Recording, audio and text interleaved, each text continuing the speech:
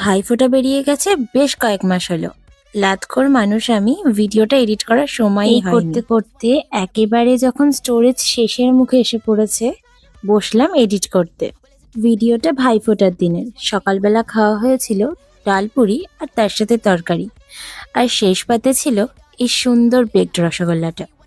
এবার আসা যাক দুপুরের মেনু। ছিল ভাত, আর ছিল ফুলকপি আলু দিয়ে তৈরি একটা ভেজ তরকারি। আর হ্যাঁ, এই দিনের কিন্তু শোস্টপার ছিল মাটন। মাটনের পাতলা ঝোল আলু দিয়ে খেতে কি সুস্বাদু লাগে, তাই না? সেদিনকে এটাই হয়েছিল আমাদের দুপুরের একদম শোস্টপার মেনু।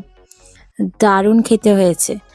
মা তো বরাবরই ভালো রান্না করে, কিন্তু আজকের দিনটা একবারে ফাটিয়ে দিয়েছে এই রান্নাটা করে। আর মাটনের কোয়ালিটি দারুণ ছিল একেবারে, খুব সুন্দর সেদ্ধ হয়েছে। আচ্ছা, তোমাদের মনে আছে তোমরা ভাইফোঁটার মেনুতে কি কি খেয়েছিলে? মনে থাকলে আমাকে কমেন্টে জানিও।